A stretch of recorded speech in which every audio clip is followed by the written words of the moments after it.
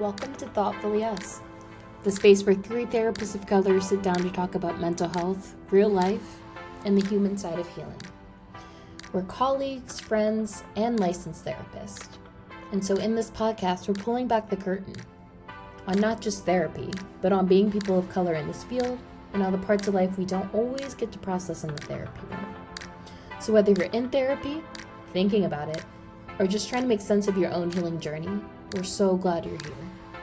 A quick disclaimer is that this podcast is for informational purposes only. It is not a substitute for therapy, medical advice, or diagnosis. Listening to this podcast does not create a therapeutic relationship with any of the hosts. Tease up for Thoughtfully Us. Hello, everyone. Hello. I'm back. Morgan is back. Morgan is back, and if you guys haven't noticed, we've had some weeks off here and there for Thoughtfully Us, and there has been a very, very, very important reason as to why. Very.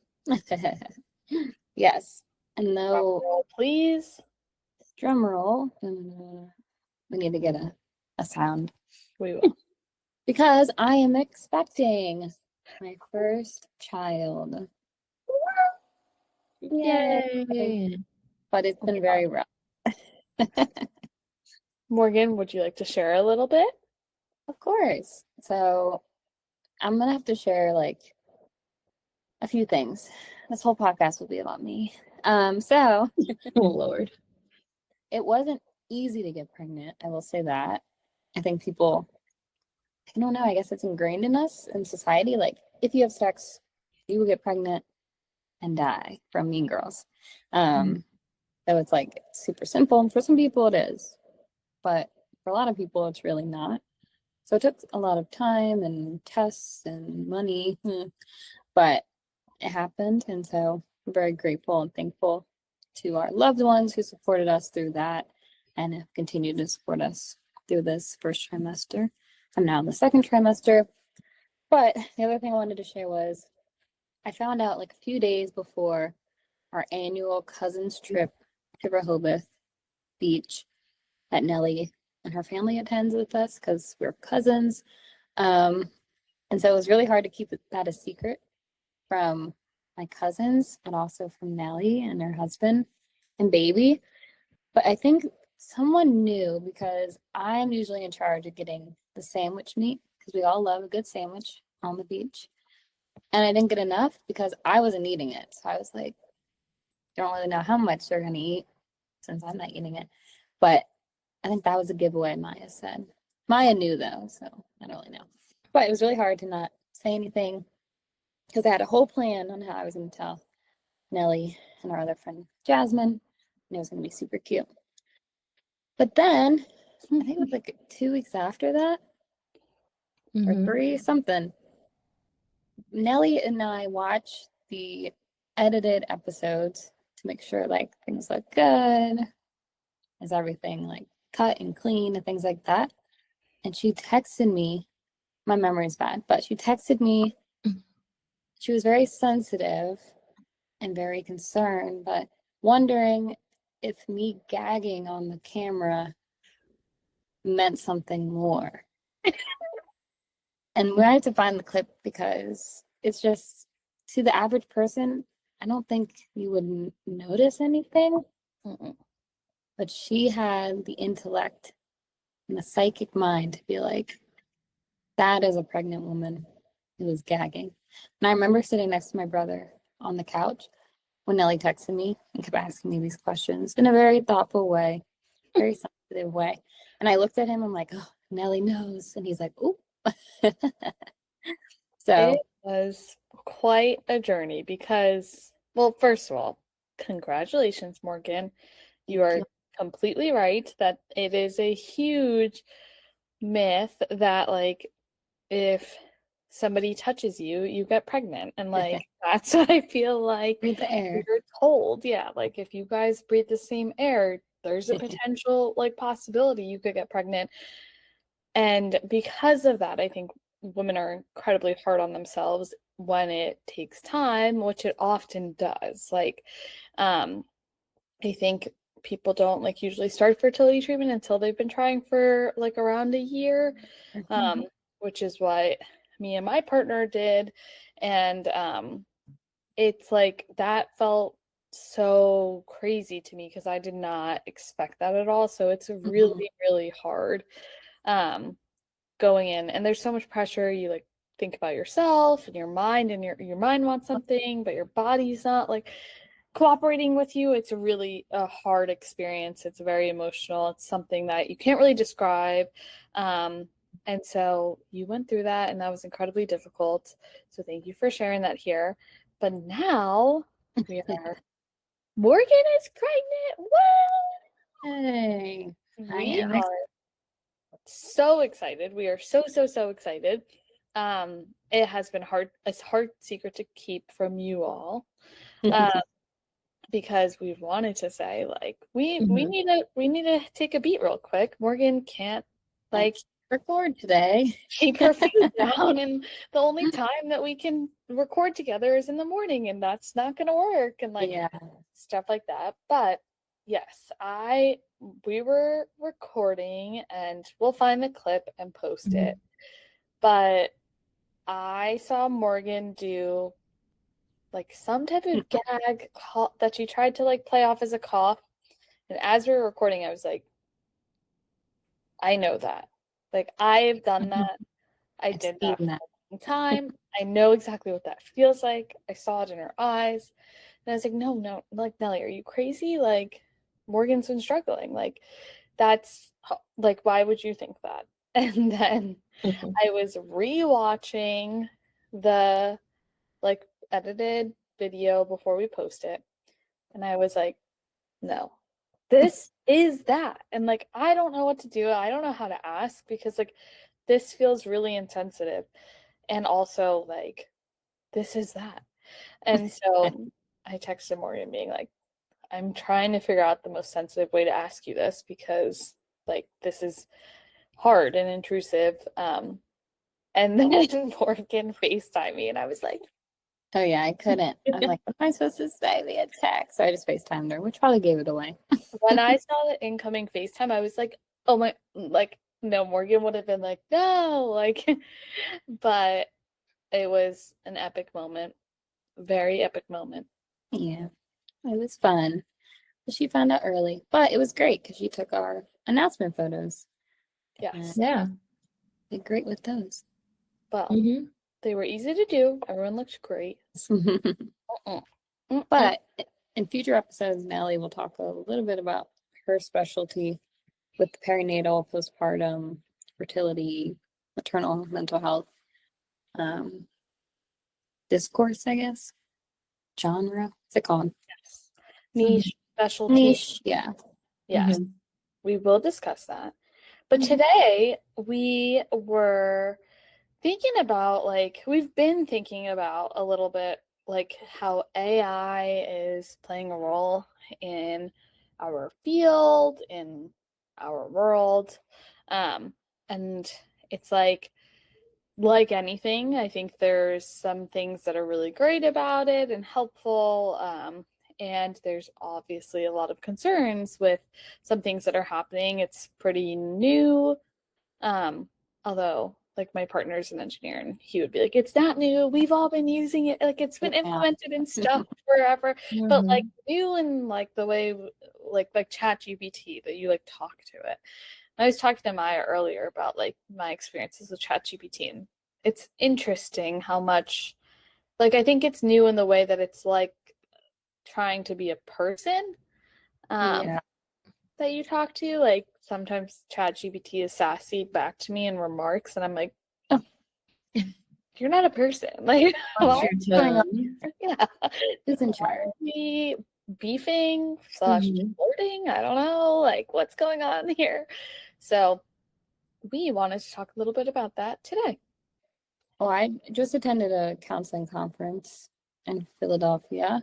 They had a few like vendors, you would call them, I guess. They weren't like selling anything, but just so you could get to know their products, and like different textbook publishing companies.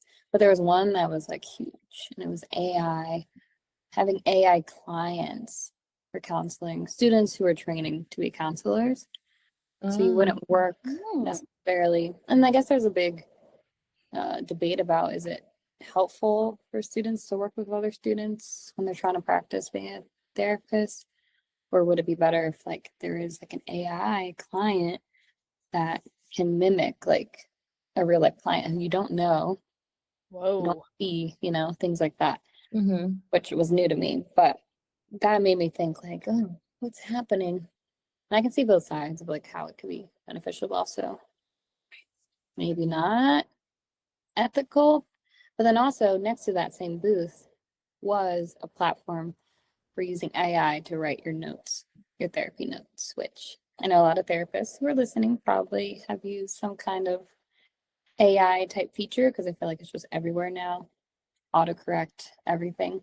But I'm curious, and we're going to ask the community, like, do you use any AI type resources to help you with your therapy notes or like with your sessions? And then if there's anyone who's like kind of against that, why are you against it? Just like a dialogue conversation. So stay tuned for that question on And if Instagram. you aren't in the therapy field as a therapist, I think we're curious about how you feel about that. Like, Mm-hmm. I think a lot of doctors are now using AI to write their notes, and so like there's a new consent form that you have to sign. Like my Oh, my daughter's pediatrician, I had to sign. Like there was a new consent form about like using HIPAA and AI. Mm-hmm. And then like my personal doctor, the same, like, and she like got consent at the beginning of session that like the session would be recorded and then transcribed for AI purposes. And I was like, interesting. whoa, That's a lot. But this is yeah, everywhere. I wonder And how I'm like, people feel. Like, yeah, how'd you feel?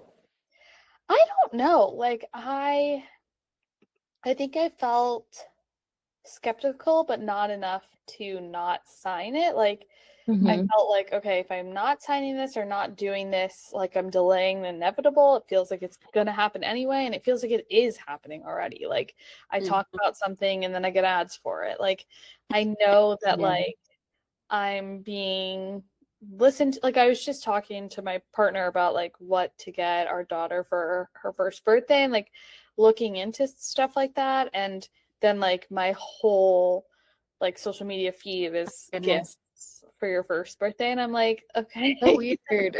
Wow. right then. So it literally happened in a matter of minutes. So I feel like a lot is happening that I don't realize or know about. So I'm like, okay, this doesn't feel that different. It Yeah. feels good that it's at least like open in therapy when you're like getting someone's consent for something. Like it is your ethical duty to make sure that they're understanding what they're consenting to. Right. And like that's the whole point of like informed consent. And so I'm like, why don't we have informed consent for all Mm-hmm. this other stuff we consent to? Like, Ooh, why isn't it made sure that we know what that actually means and we're not just like mhm. hitting agree? But that's a whole other topic. But I felt skeptical because I'm just like, do we need to use AI in like I this? know. But I feel. I signed it. But your doctor comment, I want to ask Maya, since you worked in the hospitals, I know notes, well, I feel like for any of us in the healthcare world, notes are probably the worst part of the job. But what are your thoughts on AI, using AI with patients and for your notes, like in that setting? Because you guys did have a lot of stuff to do. I don't know. Well, a lot of the doctors, providers would like dictate their notes and like it would show me how so I could do it. If it was like a long, I was like, I don't feel like doing all this and just doing that, which I could do that a lot, but I can imagine I'm sure there would be rules specific, like very specific rules, of course, and kind of criteria around it and certain, specialties within the hospital, I can imagine would probably have more rules than others too, Hmm. as well. So I don't know what that would look like. I was telling Nellie, or maybe both of you, over time, like I feel so old sometimes. Like Morgan will talk about threads and all these things, and I'm like, what's that? Like I am still way back, and just all of this to me feels like that movie Smart House on Disney Disney Channel. movies. Yeah, like I'm just like, what is happening? Like I'm like, if there's something new, I feel like I'm old. I'm like, I don't want to know. I But agree with that.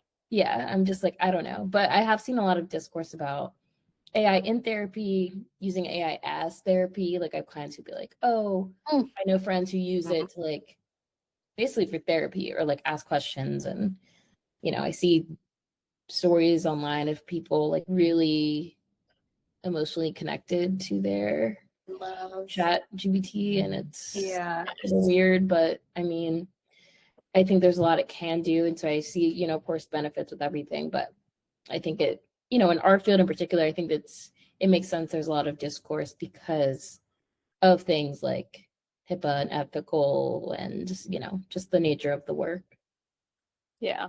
I think a lot of people are using it for therapy, and I like somehow one day got on the wrong side of TikTok and like did get like a video that was like somebody using it for therapy, and all the comments were like agreeing, and I was like, wait, how did I end up here? Like, what's Yeah. going on? And then one comment was like, please don't do this, this is not safe. Like, and a lot of the responses to that person's comment were like, well, therapy's not accessible. Like, I can't afford it. Like, my therapist can't see me and talk to me every single day.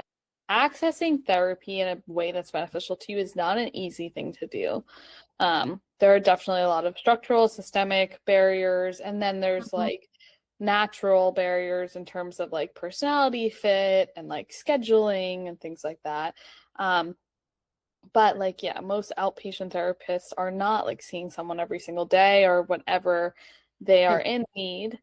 Like insurance, that.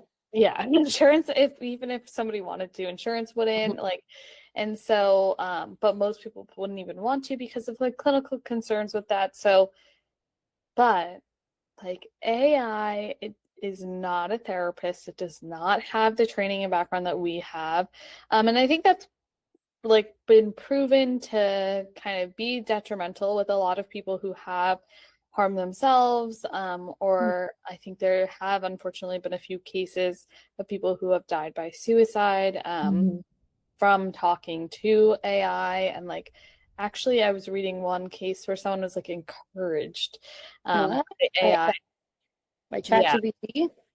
I don't know which one, but yeah, and I was So crazy. like, oh, that is something. And I just couldn't help myself from thinking about like if someone was in therapy too and then having these conversations outside, like, so is this something that like we should start including like in our intake, for example? Like, is this something that they do, right? Like when you're assessing for other risk factors or like doing a suicide risk assessment, like, is this a new kind of thing we should be assessing for of like something you use? A good point.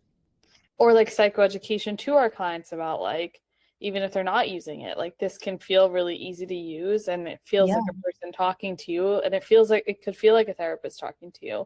But and it's not. It's not real, it's not human. I feel like it kind of makes more of like the hypochondriacs type, a little bit more worried about things too. I could see it in that way of like always looking up, symptoms that they're having in the mental health, which maybe could lead to them using it more like therapy. Like, oh, is this okay? Is this okay? What's a better, thing to do here? Should I not do this? That kind of stuff too. Yeah. Which can like be used as an attempt to lessen or manage anxiety and like inadvertently increase it. I think Maya and I were talking today about how much I use it for my like baby stuff, which I never expected to do ever until if anybody has a child and is looking for support around that time, it could be really helpful to connect with people who are like in the same age range as your child. And so there's like Facebook groups that are like April 2025 baby, January 20, like, and so you can look up like the month and year, and then people like they're going through stuff at the same time. Like they're all like, my baby's starting to walk soon, and like I'm reading stuff all the time about like how do we how do we do this? How do we help them? How do we support them? Whatever. So it's very helpful in that way. It's also very stressful sometimes. So I say that with the caveat that like don't take everything seriously in there. Every baby has their own timeline. But in there, someone like when around the 4 month sleep regression time, someone was like, use ChatGPT to like help you determine wake windows. Because baby sleep is like just like depends on a billion different things, like how much they've eaten, when they've eaten, how long they've been awake for, how many naps they've had, sleep pressure, sleep associations. It's so much and overwhelming. And I was like taking all this information in, but I was like, how do I consolidate this into an actual plan? But somebody recommended on there like to use ChatGPT to do it. And then the comments were filled with people who were like, yes, like I put it all in there, and then like my baby slept through the night. And I used it, and it was incredibly helpful because unlike other resources, I could say back to it, like, no, I'm not comfortable. Like, it would tell me to do something like in crib soothing, for example. So, like, where you go and you like soothe your baby while they're in the crib without picking them up. And I was like, that just does not work for my baby. Like, she gets so much more distressed. Like, if we're going in to help her, she expects to be picked up. And if I try in crib soothing, like she just gets so upset that she's wide awake then, and she's not even like drowsy anymore. And it was able to be like, okay, yeah, like let's ditch that. Let's think about something else. And then like ask me questions. And I was like, this is weird. But it was very helpful in that way. And that very, very much surprised me about it. And so it's like a different type of Google, I feel like. But it also has confirmation bias. So like and just bias in general. So I've struggled with it with the same thing with baby stuff of like thinking about a schedule for her, and it remembers that like she is like a breastfed baby that eats this many times a day. And like I have to say like, no, like what would you say for like any baby? They'll tailor it to things that are specific to her. And that's like something that again is very different than therapy. Like you are not going to be like your therapist is not always going to tell you what you want to hear. And that's a challenging part of therapy, but also a really important part of therapy. ChatGPT, on the other end, is going to tell you what you want to hear. It's going to like pick up and learn what you want, and will then tell you that back. And that can be really dangerous. A lot of my professors encourage us to utilize AI. Like it's not going to write our papers for us, which I know people try to do. But like, how can we use it as a resource since it's not like it's here, it's going to be here to stay. So how can we work with it and use it in our practice or in our kind of academic sphere of things without having them do everything? I'm just worried about critical thinking skills, Yes. ability to regulate yourself, your emotions, and cope on your own. Kind of like that resiliency factor. But things I can get into more. They just come up and I'm like, Even when I use it, I'm like, oh, I could have thought of this. Yeah. Like, and also if you don't use it, you lose it. Like, Exactly. if we don't use that critical thinking, like, and like strengthen that pathway in our brain, like it gets weaker and we don't want to use that anymore. And then like thinking about instant gratification too, like just the way, I think Morgan, you said this maybe last time, I don't remember, but Like our brains are not meant to have this much information overload, Oh, and yeah. Mm, it takes a toll.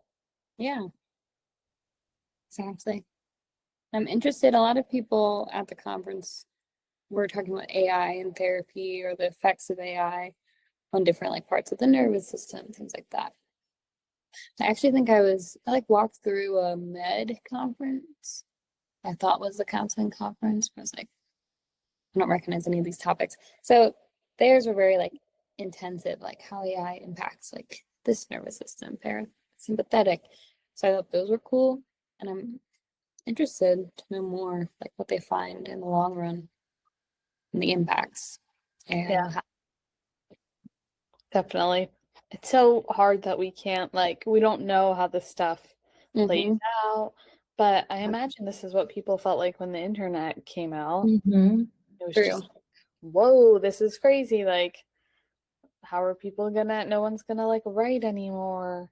And so I understand there's probably a lot of it. And I do feel old as well, Maya, because I'm like, this feels bad. We shouldn't do it. Like, yeah, like, well, I'm sure there's like a lot of good to it. And that's what I'm Mm-hmm. more open to like using it. And it definitely has like impressed me in some ways, but also Yeah. low key scary. And I think too, it's one of those things that doesn't seem like it's going anywhere. So it's kind of like you need to learn how to Yeah. use it, or at least know what it is, because I could see it being really, maybe even required in again some spaces moving forward too. Mm-hmm. Oh my gosh, like you know how some jobs you have to do those like tests for um like a personnel. I only know this because of Caitlin. Like in college she'd be applying for like marketing jobs and stuff like Mm-hmm. that. And she always had to do these like tests, like these personality tests or like tests like Oh, that. Very hmm. interesting. Yeah. But we Yeah. haven't had to do them in our field. No. But I can imagine people like this being like, I don't know how, if you know how to use AI, Mm-hmm. that being but like, I also am like, what does AI even mean? Because like, I don't know. And it's everywhere. It's in it's everything. everywhere. It's everything. It's Siri. It's like it's been around already so much, but I think this newer like ChatGPT, that this type of Mm-hmm. AI has really like, Very different. yeah. But I don't Yeah. even have Siri on my phone. So again, I just feel Either. like Wait, you can old. have a choice not to have it? Yeah. Whether you're Yeah. in, again, like you guys said, a therapist or in the therapy space or another field would be really interesting for Mm-hmm. us to learn more maybe about how it's shaping your field too. Yeah. Because it definitely like feels like it has its time and place. And I'm sure like this conversation or like conversations about AI are probably so frustrating to professions that have been using it like for a long time. I'm sure there are a lot of like ways that AI is incorporated in our society that's very helpful that we don't even notice, like in the medical field and like Autocorrect. autocorrect is nice too. Although my Sometimes. autocorrect hates me. But is it a user error or a computer error? Oh, That it's you. Right. I know. No, I'm just kidding. But we do, I think anyone who communicates with Nelly a lot, you kind of get used to what she's trying to say. Or it's almost like a word puzzle. You know, those like games where they like mix up Guess the words, you word. have to, yeah, guess the word. That's what it feels like sometimes too. So what happened was it was user error at first. Like I have a lot of typos all the time. I don't know why. Only when I text, Hmm. not when I type like emails or anything, but texting, tons of errors. But because I have so many errors all the time, now my like when I type a real word like correctly, it autocorrects to what my version that like I usually have as a typo. So like now if I type morgs, morgs, it changes to moths, Mm. moths, or ogres, Oh yeah, OGRG. I've seen that. I'm like, who's ogres? And so I'll type it Right. right. Same with our friend Jasmine. Like when I type jazz, Jas, it will change to has, HAS, because I've written has too many times. So, example of a time when AI tried to help me and instead it hurt. Now it's here to stay. Yes. Yes. So if you've ever been personally victimized by my typos, I'm so sorry. I don't mean it. My friends, especially these two, get on me quite a bit about it, and I formally apologize. Great. It's just We funny. accept your apology. Yes, we do. Segue. Mm-hmm. Halloween's coming up next week. So I have a this or that for Maya and Nelly and our audience, which you guys will see in a few days.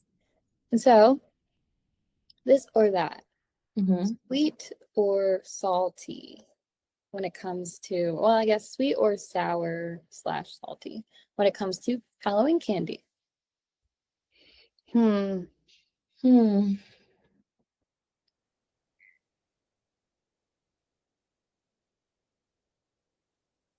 And Maya. name some of your favorites. Name Maya's my favorites. I Well, my loved Skittles growing up. Mm-hmm. Like loved. And Swedish Fish and Starburst and Airheads. Yes. You were sour. But then I also love Three Musketeers. Yeah. Fast Break, like the Reese's Fast Breaks. And the York patties. So I think it just depends on the day. But I would generally, in snack world, I tend to lean more salty, sour than sweet. I'm totally with you there. Like Skittles, Airheads. Like Airheads are amazing. Although I feel like kids these days don't really know Airheads or love Airheads the way we do, but that's a different discussion. But Skittles, Airheads, Jolly Ranchers, like even I was eating Mike and Ike's on the court the other day, and I was like, throwback. To Mike and I Ike's. love Mike and Ike's. They were a little too chewy, but I liked them. They're like jelly beans-ish. They are kind of like jelly beans. I love jelly beans too. So sour, sweet, sourish, and then salty. But for some reason, when I think about Halloween candy, I do think about chocolate. Like Halloween candy to me feels like Reese's, Kit Kats, Snickers. Like when I envision a Halloween basket, it's mainly that, like chocolate and then Skittles. Just Skittles. I don't know if that says something about where I was trick-or-treating, which RIP to trick-or-treating. I know. Well, now they do trunk or treat where you're like in the car or something. I think you go. Wait, are you in the car or you go to cars? Oh, I think you then go to cars. You like go to a parking lot, I guess, and then go to everybody's cars? Yeah. Like a school event or churches do it. I guess it's the safer thing to do, but I hate it. Like we Also, candy costs a lot now. Why was the bag $22? That's not even gonna but honestly, I just bought one bag this year because every year nobody comes. Exactly. Really? I have so much candy and no one comes. I eat it all. Nobody asked for that part, but we're like, oh.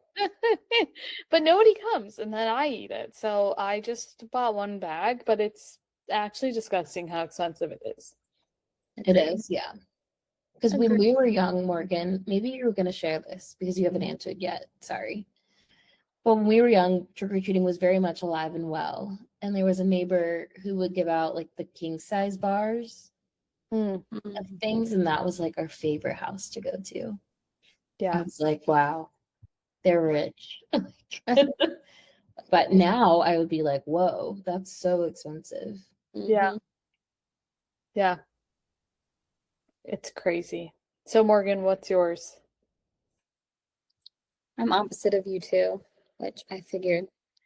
Well, you guys were kind of half and half. You didn't really answer. But She said fail. I know. I was like, wait, you guys kind of gave those answers. I feel like yours is half and half too, though. Why do you say I why? said Hi, yes. Melanie. I said Because you yes. always ate Sour Patch Kids That's it. and you love candy canes. Yeah, but peppermint's not like sour. It's I more know, but Candy canes for Halloween? What are No, we? sorry. brought that up. Oh. But candies aren't even sour. But anyway, the only like candy you guys were naming that I actually kind of liked, is Skittles. But really, my favorite is Sour Patch Kids. Everything else I eat is chocolate. Reese's, Kit Kats, just plain Hershey's chocolate, Mr. Good bars. Someone had those in the office the other day. what are Anything those? with chocolate. They're like chocolate with peanuts. Mm. I guess Crunch bars. Ugh, Yo, Crunch Crunch Bars. bars. Wow. Do you remember what were they called? Pop rocks or something? It would like explode in your mouth. I didn't like those. Yeah.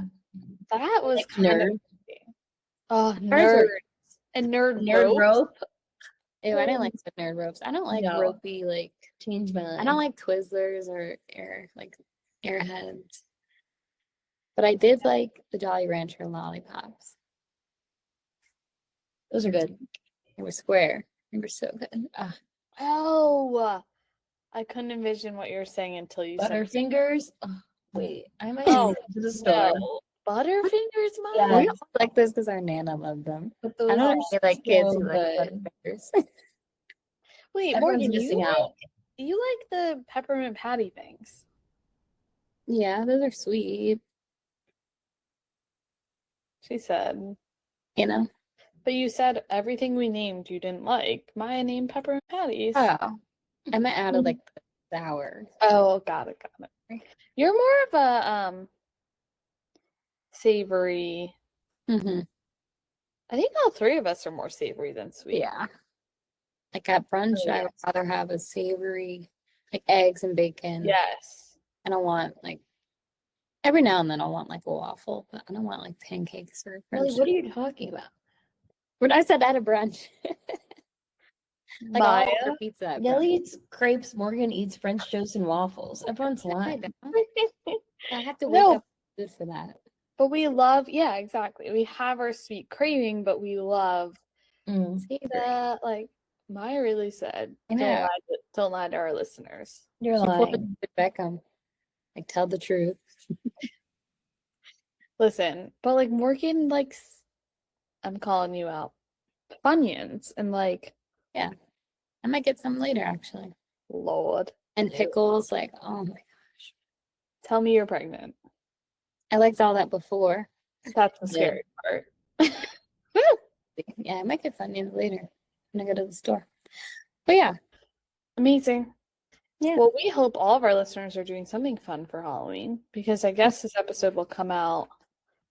Hold on, I gotta look at my calendar. A Before couple Halloween. days. Yeah, just a couple days before Halloween. So happy Halloween to everyone. Happy Halloween. All right. Well, until next time, we'll see you all soon. Tease up. Bye. Bye. Bye.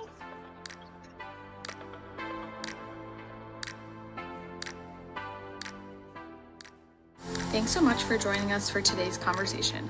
We hope you felt seen, supported, and maybe even laughed a little along the way. If you enjoyed today's episode, please subscribe to the podcast so you never miss a new one. And we'd love it if you left us a rating or review. It really helps more people find us. You can also connect with us on Instagram at thoughtfully_us and let us know what you want to hear about next. And remember, while we're therapists, this podcast is not a substitute for therapy. If you're struggling, please reach out for support from a mental health professional in your area. Thanks for listening, and we'll see you next time.